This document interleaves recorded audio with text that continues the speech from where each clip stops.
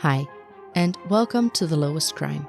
Sorry it's been a little bit, but life got the better of me for a while, but here we are back with a new episode. Also, a quick note, The Lowest Crime now has a Patreon. If you would like early access to new episodes, give your input about future cases, and get a few behind the scenes, as well as supporting me as a creator, you can find the link in the show notes. The next episode about the peanut butter murder is already available there. Now let's get back to the episode. Today we explore one of Zeeland's most haunting mysteries, a disappearance that began with an ordinary workout, but turned into a question that 15 years later still has no answer. Please be aware that this episode contains descriptions of a disappearance and discussions of possible suicide, which may be distressing to some people, so listener discretion is advised. And as always, I try my very best to bring you all the known facts, but I am just an amateur podcast creator, so there is always a chance of me making a mistake. Without further ado, let's get into the story of Herman Ploegstra. It's a cold Tuesday night, October 27th, 2010, in the coastal town of Breskens, in the Dutch province of Zeeland. 35-year-old Herman Ploegstra, a crane operator from IJsendijk and volunteer firefighter, finishes his regular workout at the local gym, Way of Life, on the Delta Hoek Industrial Estate. After finishing his workout, he leaves the gym around 9:45 p.m. and walks out to his silver-grey BMW X5. He drives off. That was the last confirmed sight of him. By morning, his wife Sandra realizes something is seriously wrong. But who was Herman? To the people in IJsendijk, Herman wasn't just another villager. He was known as reliable, hard-working and practical, a family man, a colleague, and a firefighter who volunteered his time to help others. He loved his daughter Anouk deeply.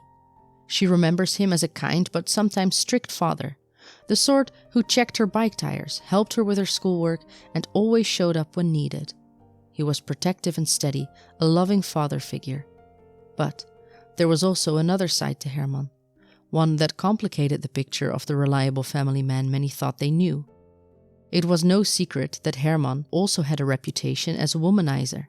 Over the years, he had several extramarital affairs, something he always denied to his wife, despite the rumors that persisted in their small community. At work, he was more open about it. Some of his colleagues knew about his relationships outside of marriage, and in local nightlife circles, the gossip went even further. People joked about it crudely, twisting his surname Ploegstra into Poepstra, a play of word indicating his love for other women. Also at the time of his disappearance, Herman was involved with another woman. He often spoke to her during work hours, calling from his excavator on a separate mobile phone, a device his family didn't know existed. These personal choices, and the secrecy surrounding them, would later add a difficult layer in both the investigation and the family's grief. For detectives, they opened new lines of inquiry. For Sandra and Anouk, they opened wounds that were never meant to exist. By talking to Sandra, the police found out that Herman had not been feeling well in the last few weeks before his disappearance. He was struggling with his health, he was taking pills for high blood pressure, and had an inflammation in his foot for which he was taking anti-inflammatory drugs. In the months leading up to his disappearance, Herman had also spoken to people about feeling threatened. He told friends that someone had left a bullet under his windshield wiper, that his tires had been slashed, and that he was receiving strange, unsettling phone calls. At the time, police couldn't verify any of these claims, and no physical evidence of threats was found. Still, those comments would later take on a chilling significance. On the evening of October 26, 2010, Herman left to his usual gym session. Witnesses remember nothing unusual about his behavior. He finished training, said goodbye, and drove off around 9:15 p.m. That was the last confirmed sight of him. When he didn't come home, Sandra tried calling him repeatedly. By the next morning, fear set in. She contacted friends, colleagues, and the police. Search efforts began quickly. Family and friends retraced his route from the gym toward IJsendijk. Then they found his car. It was near a Rijkswaterstaat site, along the Duivelhoekse Weg. His wallet and firefighter pager were laying next to the car, with his wallet missing some money and 2 cards. A can of pepper spray was found on the driver's side floor inside the vehicle, and it also looked as though someone had quickly gone through the glove box. Another striking detail was that the key was still in the ignition, with the car not being in park but still in drive. Herman himself was gone. It was as if he had vanished into thin air. Police launched a large-scale search.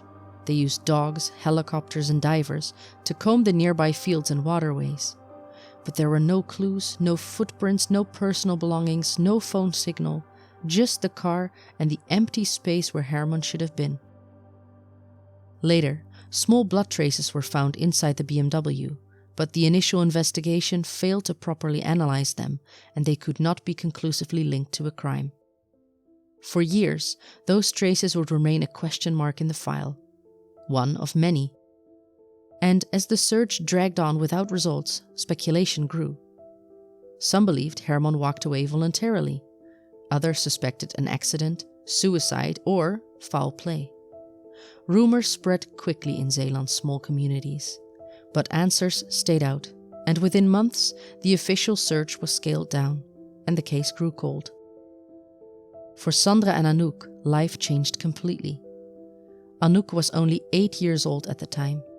She remembers the morning her father was declared missing, the confusion, the worried faces, the feeling that something enormous had broken in her life. At school, her teacher told her classmates that her father was missing. At that age, she didn't understand what missing really meant. But as she grew older, the reality slowly sank in. At secondary school at Oostburg, she became that girl from the Ploegstra case. It wasn't until she switched schools that she could be Anouk again, a normal teenager without the story following her. In small towns like IJsendijk and Breskens, stories travel fast. People speculated endlessly, sometimes trying to help, other times just feeding the rumor mill. Online, the theories multiplied. Anouk tried to follow the discussions at first, curious if anyone knew something, but eventually she stopped reading. "It hurts to see what people write," she said. "People are so quick to judge, it really bothers me." As the story unfolded, the rumors surrounding Herman's extramarital affairs added a painful layer to the family's grief. While these details revealed that he was unfaithful and flawed, they didn't erase the man his daughter knew. To Anouk, he remained a loving father, a man who, despite his secrets and flaws, cared deeply for her. In 2018, 8 years after Herman's disappearance, police received a new tip that prompted them to reopen the case. A full cold case team, led by investigator Ralf Nagelkerke and prosecutor Kim Weijers, was assembled. Their goal was simple but immense: to find out what had really happened to Herman. They started from scratch, reviewing every file, every photo, every interview. The team examined Herman's BMW again, this time more thoroughly. The car was seized from its then owner and examined for new DNA or forensic evidence. Every possibility, no matter how small, was reviewed. "If we close this investigation," prosecutor Weijers said, "we want to be able to tell the family that we truly examined everything." In 2024, the Peter R. de Vries Foundation, founded by Peter's children, Kelly and Royce, selected Herman's case as one of the unsolved disappearances they would support. The foundation offered €1,000 reward for any tip that would lead to finding Herman or his remains. The renewed attention brought hope and anxiety. For Sandra and Anouk, it meant reliving the nightmare, but also a chance, however small, to finally know the truth. A little while after the campaign launched, a new tip came in by letter, specific enough for a targeted search. A team led by investigator Ralf Nagelkerke, together with foundation representatives Kelly de Vries and Annemiek van Spanje, went to the location. Sandra and Anouk were also present as the ground was searched, but once again, nothing was found. The hope they had built was replaced by the familiar silence of disappointment. By now, the €100,000 reward expired, but the foundation emphasizes that anyone with information should still come forward, and the case remains open. The cold case investigation ruled out several long-circulating rumors, and the police now firmly believes that he was the victim of a crime. No evidence suggested Herman had disappeared voluntarily or had taken his own life. Although they do not know what happened, they do say that suicide is highly unlikely, because if that were the case, they would have found his body by now. Investigators confirmed that Herman had indeed shown a threatening letter to someone shortly before he vanished, supporting his earlier claims of being harassed. They also concluded that while blood traces were found in the car, there was no indication that Herman had died inside the vehicle. And yet, despite all the evidence, his body has never been found. For Anouk, the years since her father's disappearance have shaped her entire sense of self. She has spoken about the difficulty of trusting people. Meeting new people is hard, she said. They know your story before they even know you, and you wonder, can I trust them? Every milestone, her birthdays, exams, moving into adulthood, carries the same quiet thought. He should have been here. She says, I find it hard that my memories of him are fading. I can't really remember what it felt like to hug him or how his voice sounded.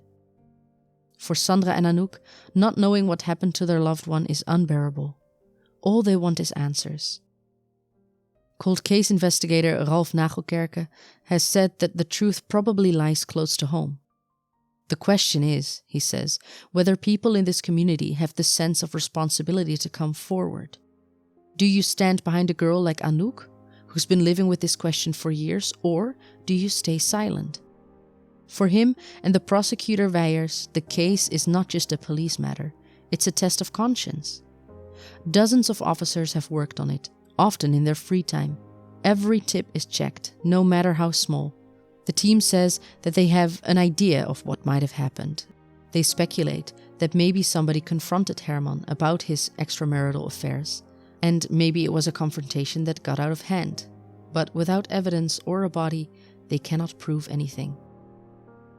15 years have passed since that October night in 2010, and Herman Ploegstra has never been found.